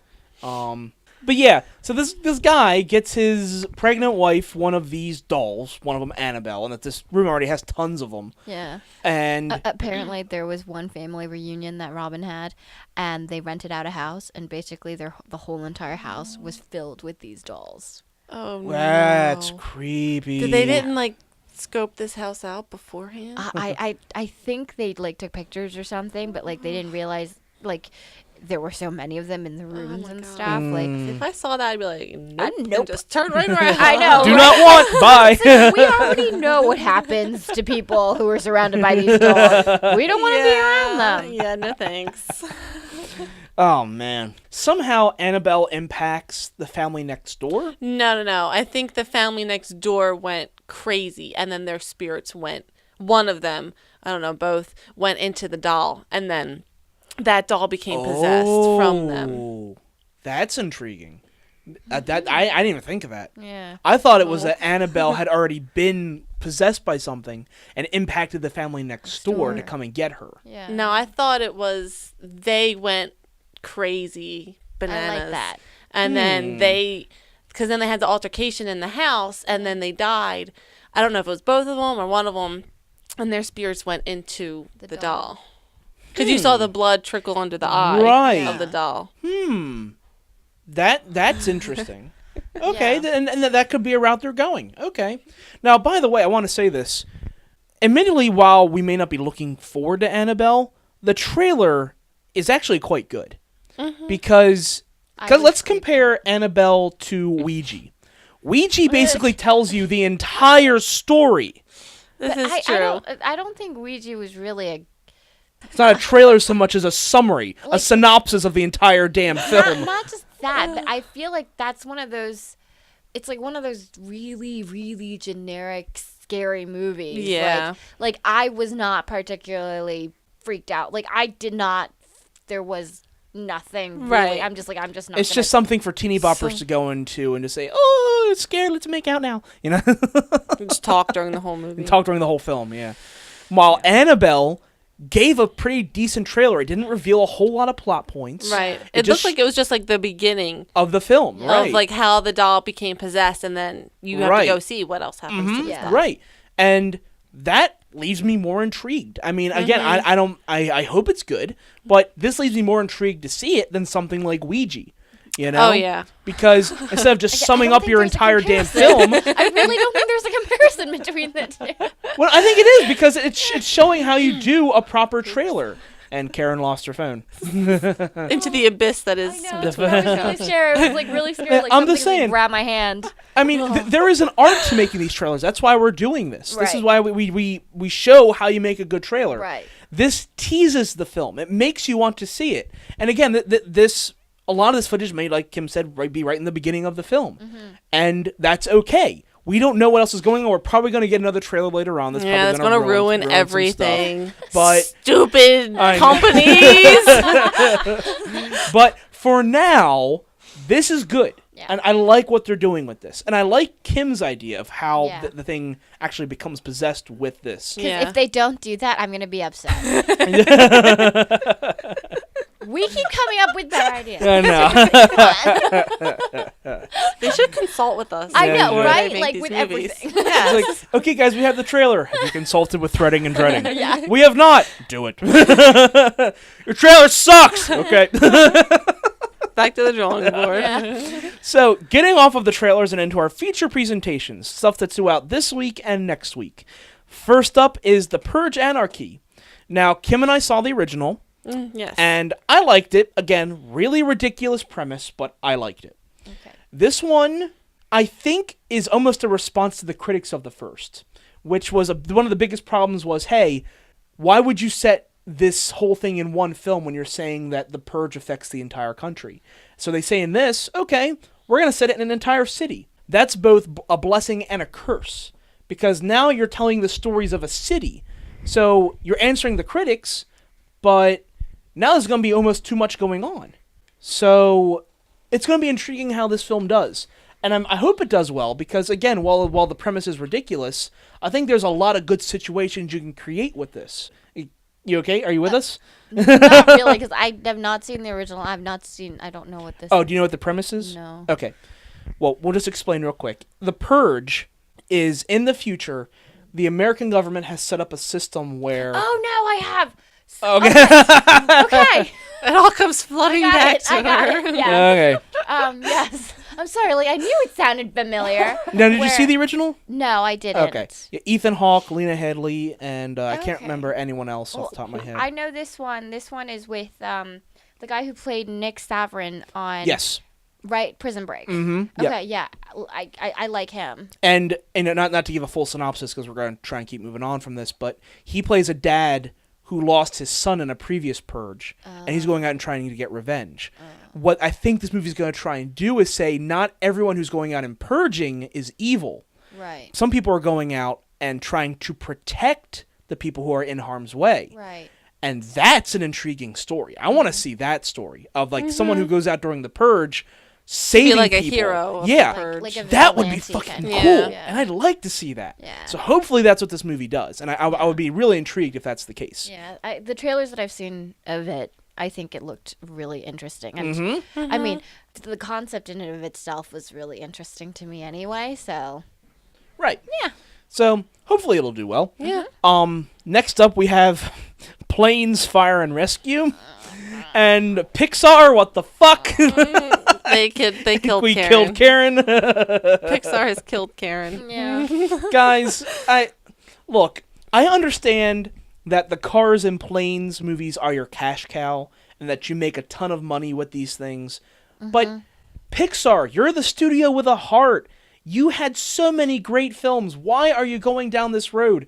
And by the way, I just got to say, I love the fact that when they confirmed Incredibles 2, they also had to say, oh, and as part of that deal, we had to make Cars 3.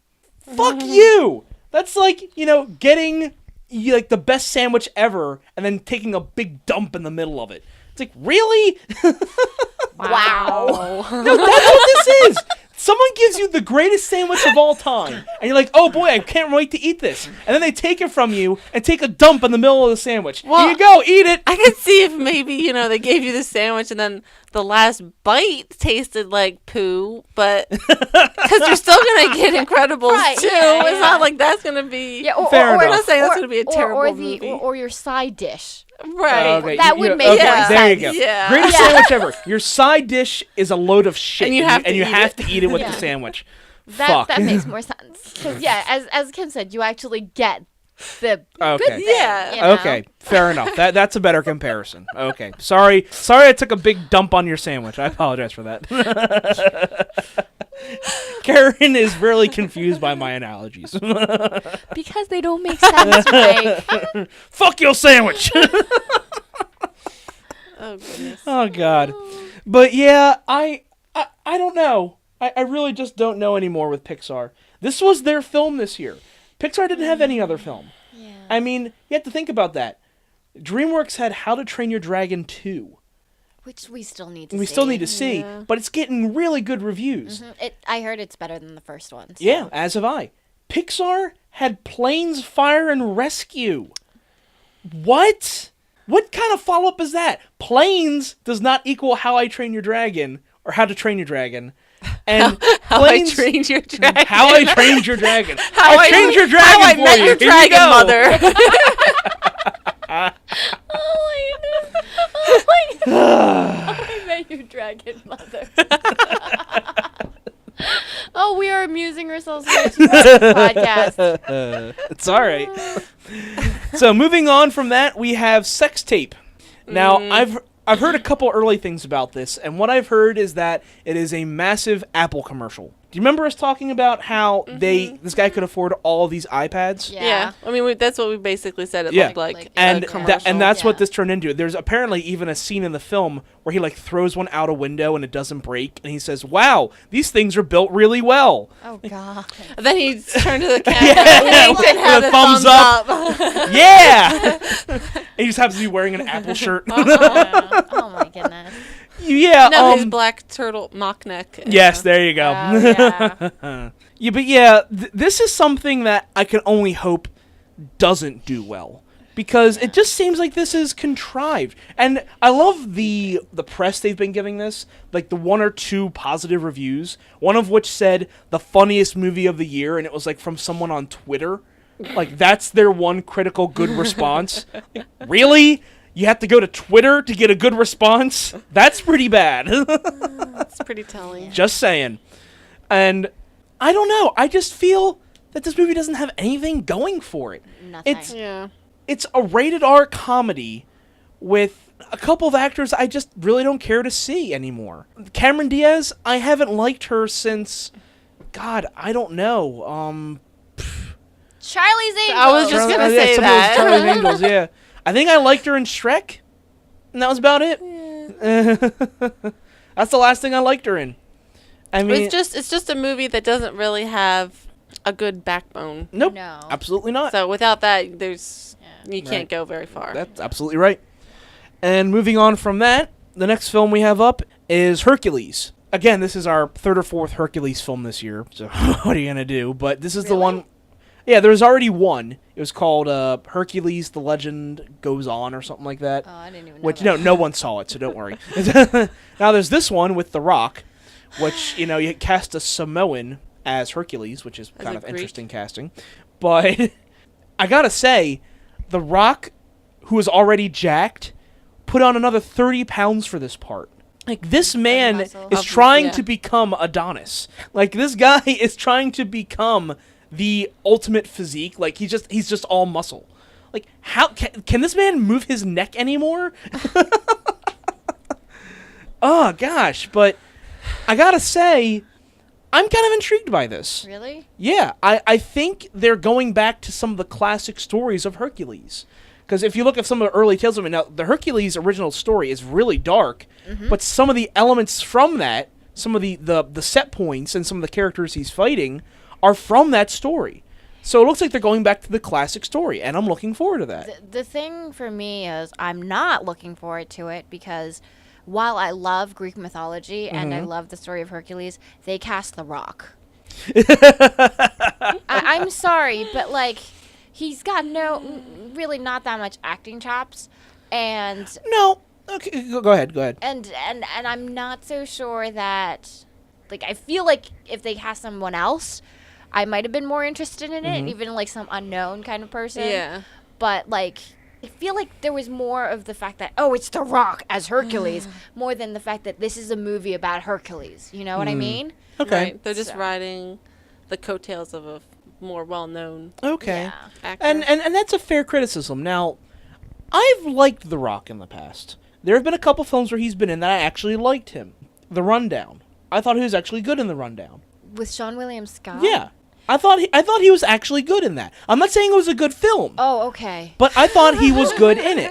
Because okay? I saw like the first 15 minutes and I literally fell asleep I know. and could not continue. You mentioned that before. But I thought he was good in it. I thought he was solid as that part. Also, Walking Tall, which was a remake. Again, the film, not too good, but I thought he was okay in it.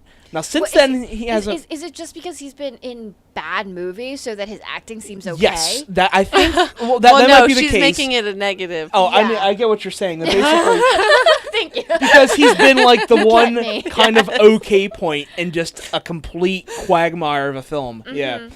So that's a very fair point. Yeah. Now he's been in other shit like Tooth Fairy, which was god awful. I saw that. Oh man.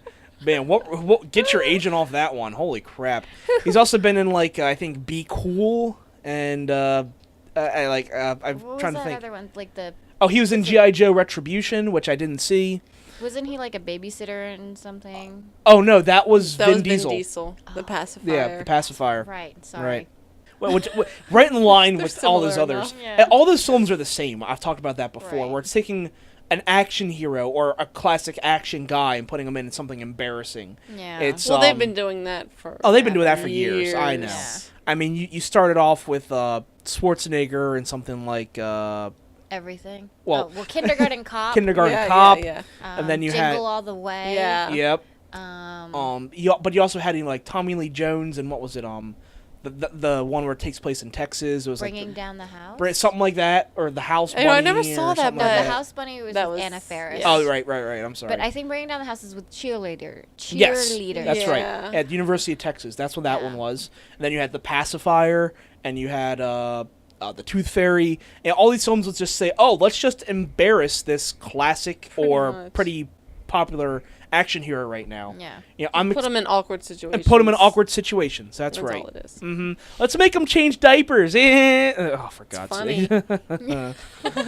So, I think he has a decent acting talent if he's in a good film, but he's yet to be in a good film. So. Or will we actually see his true colors if he's actually in a good film? That's an interesting point. Only time will tell. We'll see what happens with this. Yeah. And the final one up, which I'm sure Paul is angry he's not here to talk about, is Lucy. So... Why would he be angry? Because he really hated me on the fact that I bashed this film when we first talked about it. Oh, okay. The trailers... It looks really interesting. A couple of things about this. I feel like Karen's trolling me that right wasn't now. said deadpan at all.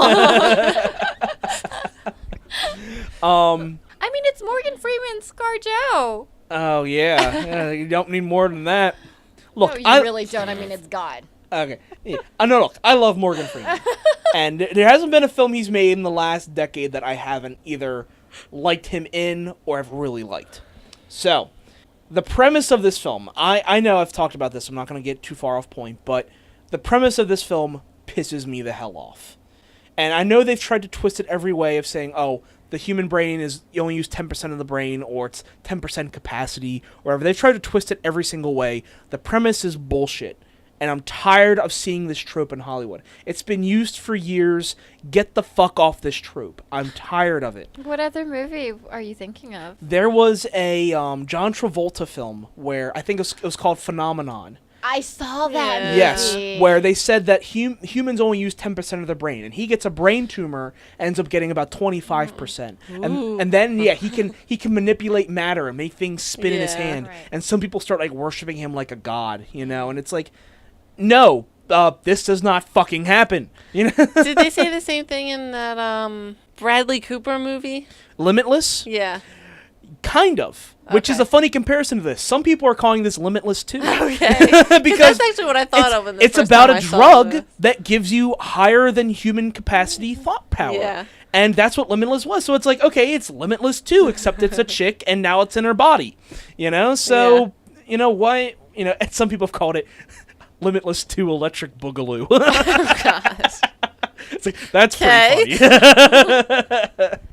But yeah, it's this whole premise of, the human mind can be stretched further. That I can understand. I mean, stretching intelligence maybe. But to the point where you can stretch time and that... Is it time? Yeah, at one point you see her reverse time. Really? Yeah. At least that's the impression it That's gives. the impression they're giving in the trailer. She's standing in like the city and she waves her hand and like the everything buildings reverses. unbuild themselves. Yeah. Okay. And you're like, what the fuck?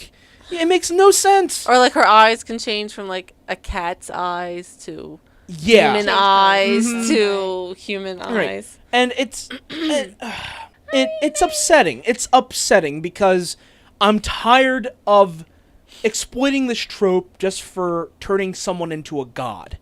I don't think it's like when I saw the trailer though, I don't think that's what it was. I don't think it was, necessarily the idea of turning the person into a god. Like it was more of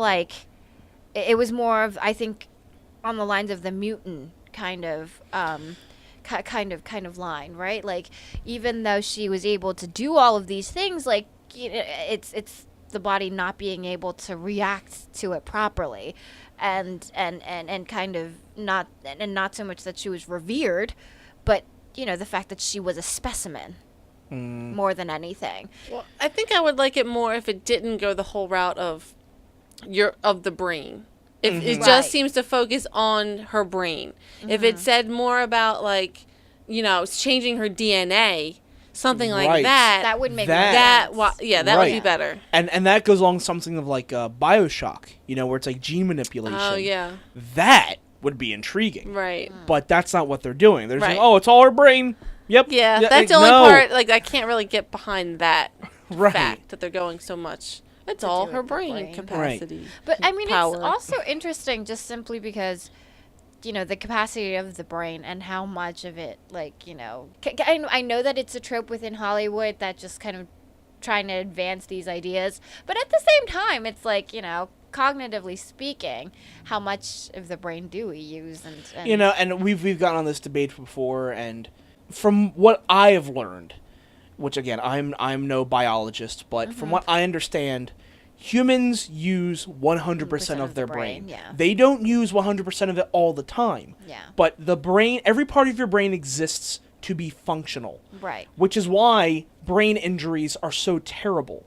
If you injure any part of your brain, you cannot properly function. Right. So to say you only use 10% of it is a fallacy. You use 100% of your brain. But they are trying to manipulate that. They're saying right? they're saying capacity. Right. Yeah. So they're saying, oh well, you use 100% of your brain, but it's not just being used to its fullest extent. They're not talking about necessarily the physical brain. They're Right. talking about how much of it, the synapses. or Yeah, they're not all firing to At their the fullest same time or potential. something, Yeah. right. So I don't know. I feel like they're trying to work the trope to their advantage, but I'm just tired of hearing But it. I think for me, watching for a movie like this, it's kind of like you guys watching a horror movie that is probably going to be bad, but you want to watch it because you're horror fans. Yeah, I'll still see this. 'cause I will for me, still see yeah, this. for me, I'm an action movie fan, and I think that kind of thing is just interesting to watch because it's pointless. You watch it not necessarily for the plot or the or the lack of plot or or the plot holes. You watch it because there's really cool fight scenes and people fall down and stuff like that. So I think for me it's more of that. That's why while I'm able to analyze something like a horror film a little more objectively, something like this, I'm I just want to see it. Fair enough. So well, we have been talking for a long time. We are gonna get off this podcast. I'm sure our viewers are like, "Wow, I think this has actually been our longest podcast." But every time it's just the three of I us. know it's weird how that happens. But a couple things to sum up. I want to ask you guys first: keep submitting your questions because, as you can tell, this is not the anniversary podcast. We apologize for that. But next week should be. We're going to be having our 1-year anniversary for Threading and Dreading. Yeah, if we can get everyone together and make sure the schedules. Yeah, air quotes. But again, we're going to be answering your questions for that, so go ahead and submit your questions here. Submit them on Podomatic, on YouTube, on Facebook. You can like us on there and submit them there. Anywhere you want to submit them. Private message us if you want to, whatever you want to do, but just get your questions in. And also, again, if you're following us on YouTube, go ahead and check us out on Podomatic. We're putting up all of our videos up there. They are free for download right now. And also, vice versa, for those of you on Podomatic. We have plenty of movie reviews and other videos that we have on YouTube. Check out our old beach trip videos. Those are hilarious. Go and check them out. So, again, I want to thank the Goddess of Gore for stopping by. No problem. No. I just said no. And I want to thank the Fangirl Extraordinaire for coming by. Yay! And we'll be back hopefully next time with the 1-year anniversary podcast. So thanks again for tuning in, guys. Have a good night and take care. Thank you. Bye.